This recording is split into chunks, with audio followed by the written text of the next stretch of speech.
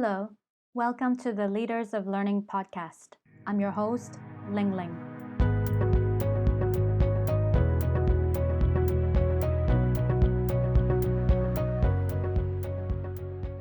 Across all of time and of many cultures, learning within groups has been the way to help individuals and communities learn, develop, and thrive. Today, technology has proliferated in all levels of society. Unlike our ancestors, most of us carry a computer in our pockets. How can we take advantage of technology to bring group learning to a new level? Joining us is Prashant Jain, or PJ, who is the founder of a digital facilitation company called WizTango. PJ started the Learning Circles movement in early 2017, and it has increasingly gained momentum in Singapore ever since. So welcome, PJ. Hey, hi, Lynn. Thank you for this podcast. Pleasure to be here and good to meet you. Good to meet you too. What else would you like to share with our listeners about yourself? Okay, I ran a corporate university in Japan for about 12 years for the big Japanese multinationals. And there I started to adopt technology in the traditional classroom type of training business. Excellent. It sounds like you have a vast experience in the learning industry itself. You're also known as the pioneer of learning circles in Singapore. So tell us, what is learning circles? So learning circles is an interesting concept. It originates actually from Sweden, from a concept called study circles, which has been running for over 100 years there. And it so happened that some of the management teams of Skills Future Singapore did an overseas study to the Scandinavian countries, and they found the study circle concept. They found actually 6-7 items, and they brought it back. They posted it on one of the websites of their the goals to see if some of these initiatives could be adopted in Singapore. And Learning Circles was kind of sitting there on this website. And last year I happened to meet one of the SSG directors, and I just saw Learning Circles there. Asked them what it's all about, just gave me an overview, and then I said, okay, I think we can do this in Singapore. And I proposed an idea of learning circles, and it got funded the day after. And the idea was really to see if we can develop social, collaborative, informal learning, or in a sense, an unstructured type of a learning in parallel to Singapore's highly structured training and learning environment. So that was the goal of Learning Circles. Cool. So well done for you to get funding. Since you've started the Learning Circles in Singapore, it has really taken off. If someone who is new to Learning Circles, when they join a session, what can they expect from a Learning Circle session? Right. So Learning Circles, the idea is from a learner's perspective is that in a traditional setting in training, you would be more passively consuming the training session or the content from a training. In a learning circle, it would be flipped, where it's digitally facilitated, and so you are participating. So we call it a unique participatory experience, where the learners are participating in the learning experience. So, and there are a lot of learning methodologies now that are being adopted to create a learning circle, and it happens both on-site as well as online. So the idea is O2O, which I just heard about a couple of days ago, offline to online. So one of the facets of Learning Circle is how to help people to adopt digital learning, which may happen, at their own pace. Today, e-learning has been there, but people find it highly resisting. Resistance is very high for using e-learning. So how do we make it more fun? Where you can do it together, do it yourself, that kind of concept around the learning circle. It's an interesting concept to take O2O, so online to offline. Offline to online. Offline to online, that's right. But how does it look like, digital facilitation? Okay. What does a learner expect when they go through digital facilitation? Right, so we start with an onboarding process where people come in, they register, and then the facilitator would be walking you through that process and getting you comfortable in the environment. They are not going to be just sitting there and just listening. Can any topic be used in a learning circle, or is it limited, or you see it as more effective for certain types of topics? So we see it. It's basically a concept of blending. So in blending, we see that there's some theoretical stuff that has to be understood before you can go into an applicatory mode or do hands-on application. So the theoretical stuff can be digitally facilitated, hands-on can be hands-on, and then a lot of the review and reflection can happen again on digital. So then there's a lot of data that is created by the users and the learners. So the users can create data, users can curate the data, and users can share the data. How long does a learning circle experience last? Because it doesn't only sound like you come together in one session, but there is an online portion that goes on for a certain period. Right. So how long does a learning circle take? So it's up to the learning circle originator, as we say, or the learning circle owner who launches their own learning circle. And the learning circle generally will last for 2 hours on site, a minimum, but it can be longer, and at least 2+ days online. So then there's things that you do online, and the facilitator would stay engaged in an asynchronous mode. What is a asynchronous mode? Okay, asynchronous versus synchronous. So synchronous is when everybody's there together at the same time, and asynchronous is when people don't have to be there at the same time, but they can still engage together in a collaborative manner. So you spoke about learning circles originator. Can anyone be an originator, or what are the criteria to be someone who owns a learning circle? Right, learning circles, we believe that everybody has some unique passion or expertise that can be converted into a learning circle. So we have a process that we have created called AEE, Adult Educator Entrepreneur, which is part of the funding that we receive from Skills Future Singapore. So this is a learning circle itself, which helps people go through the process of identifying their passion expertise and going through the process of creating digital content and the learning circle itself, and then launching it into the community. So anybody can, we believe anybody can launch a learning circle. How is that going so far? Because I know you played a large part in supporting the start of many learning circles in Singapore. Right. So the first part of the funding that we received from Skills Future was just to run learning circles, where I was a facilitator, and we were just trying to gauge whether this was something that would be interesting for Singaporeans as a whole. And I ran maybe about 30 odd learning circles in a span of 6 months in various topics. And the idea was to see what the interest level was. And the Skills Future team realized that there was a significant interest there. And so the next project that we launched was scaling learning circles. So the idea now was not for me to run learning circles, but to create a process for other learning circle originators to start. So we started that around July, and now we have about 30 odd learning circles that are being launched in Singapore on various topics. So the learning circles around, let's say, TCM, traditional Chinese medicine, how to do DIY of small health issues that may come up. How could I apply TCM to that? So there's a young lady we found who does a blended learning circle around TCM.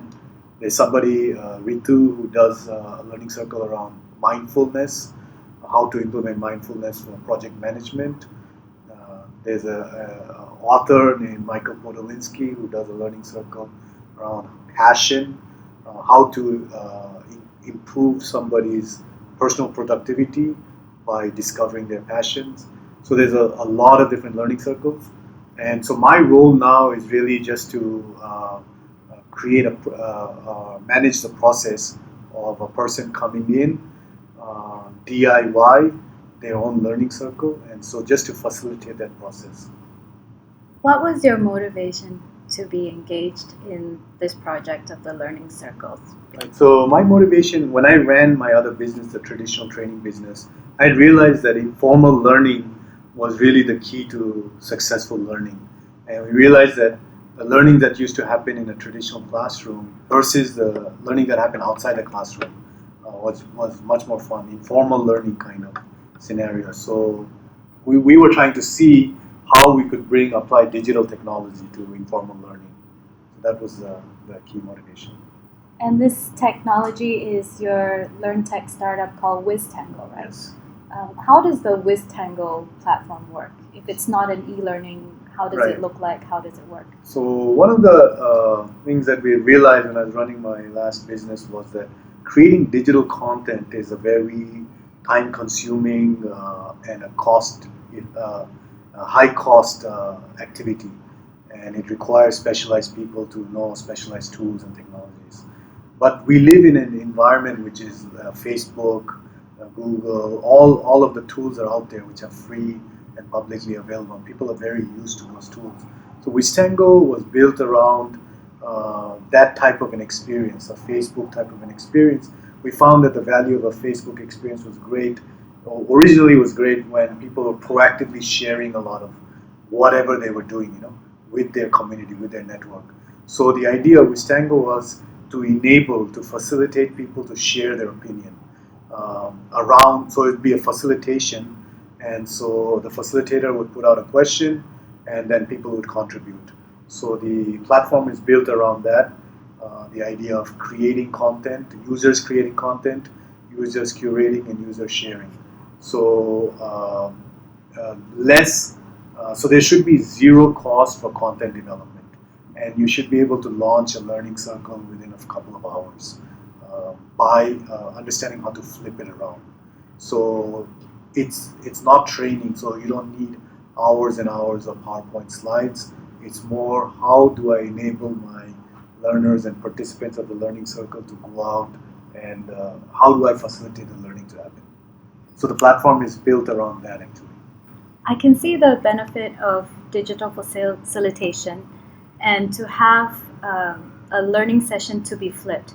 So it's not so much depending on the trainer or facilitator to provide information, but rather collecting and curating all this content from the learners themselves so they can share it among each other.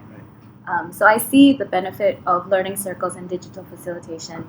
Any other kind of benefits in learning in this kind of manner? Right. So the other thing is from the content originator's point of view. Let's say I'm an author of a book. Now, publishing is not really what we call a scalable business model, right? Unless I'm a Harry Potter. If I'm an author, I published a book. How do I scale up my model? So what we're saying is that learning circle could be a way to convert that book into various learning circles, chapter 1 onwards, and have people engage. Now, scalability will come when the author can focus on really train the trainer model, and then have facilitators facilitate the author's content. So that idea of scalability was the center point from a business perspective for a learning circle.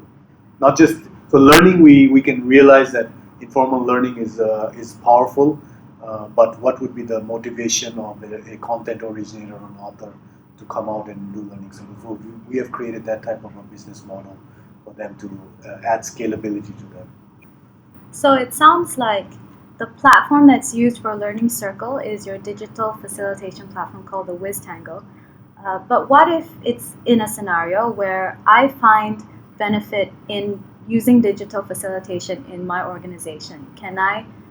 Do I have to have a learning circle in order to use your platform, or can I just use your platform on its own? So how does that work? Right. So the platform itself is kind of designed for learning circles. So the idea of the platform is learning circles WizTango has become learning circles basically.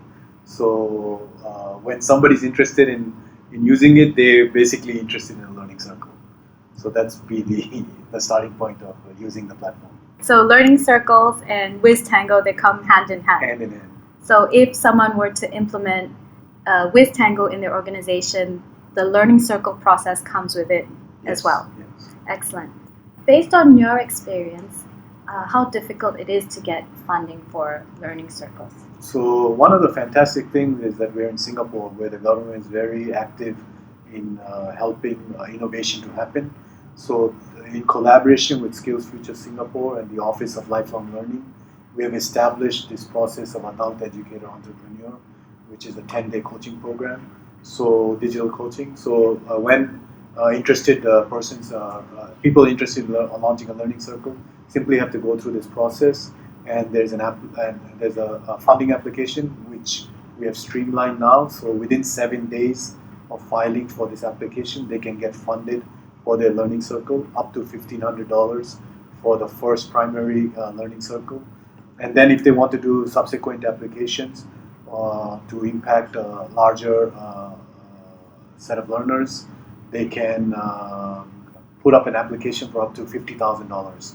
So up to date, close to 30 people have gotten funded for their learning circle. Any success stories from the 30 people who have started their learning circle?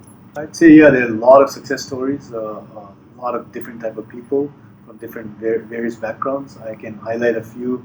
I'd say PP Lim is one of them, who's a business owner specializing in sales training for multinationals. He was the first one to launch a learning circle, and it was in an area which he's very passionate about, called the Art of War. He took a book, Art of War, by Sun Tzu, which was written 2,000 years ago, and he converted chapter 1, which is on planning and preparation, and he does a fantastic facilitation of a learning circle around that book. And he recently got funded to bring out chapter 2. Then from there, I would say the next one is Michael Podolinsky, who is a tremendous speaker, speaker in productivity. We call him the Asia's guru of productivity. And at age 62, he realized that he's been doing 35 years of training, and we say that he's been toiling. It's come out. So at 62, he's realized that this has gone nowhere. So he's now looking to see how he can add scalability to his business model, and he's come up with he's architecting his model for the next 12 years to reach a much larger audience and to scale up his business model.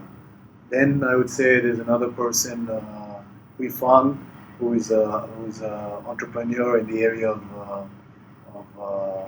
traditional Chinese medicine, and she's looking to set up her own business, and she uses learning circles as a means of lead generation for her consulting business. And there would be other people like Kate Key, who's a naturalist, I would say, helping people on cancer prevention through food habits and all. So like that, I'd say there are a lot of success stories. Pretty much every one of them, the Learning Circle originator has a story behind them, their passion, and they're converting their passion into this community-led learning model. Excellent. It sounds like anyone who has a desire, who has a passion for a particular topic, can use learning circles in order to spread their passion to the Singapore society. What do you foresee is the future of learning circles in Singapore? So I think with government playing a very important role, we see the propagation of learning circles happening throughout Singapore in various organizations. As I mentioned, our next mission is really to introduce learning circles outside of just Institute for Adult Learning, where currently most of the incubation of learning circles are happening. IAL themselves have a pool of around 5,000 adult educators who they believe would be active in launching learning circles. So, but they come from more of a traditional training background.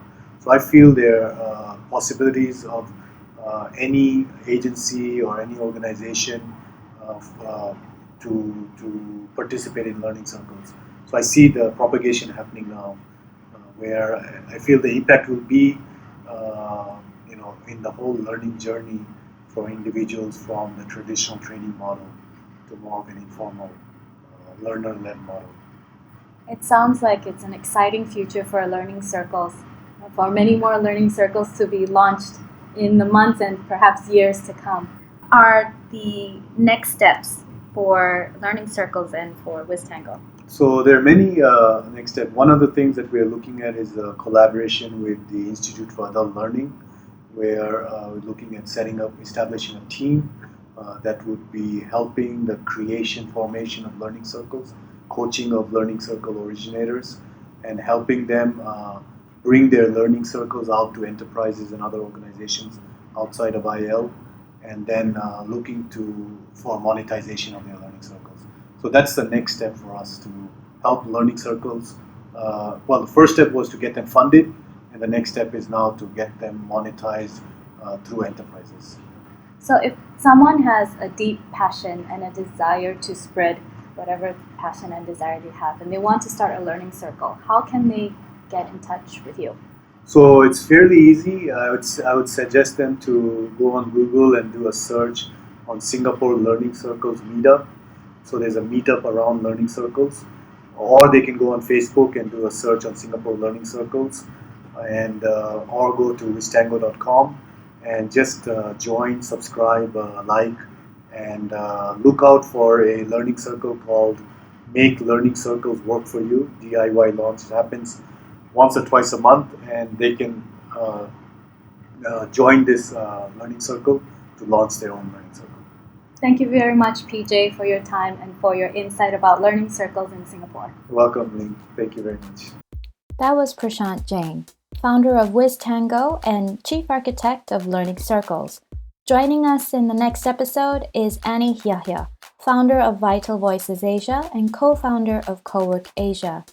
She will share with us on how we can build our relationship capital. To find contact details of our guests, as well as highlights from this episode, head over to our website at www.leadandlearn.co. That is www.leadandlearn.co. You can also contact me via Twitter with the handle @linglingtai, which is @LINGLINGTAI. To celebrate the launch of this podcast, a selected winner will be featured in one of our episodes. To be selected, write a meaningful review on our iTunes page or on SoundCloud by the 15th of February. We will announce the winner after Chinese New Year. This is your host, Ling Ling. Till the next time, thank you for listening to the Leaders of Learning podcast.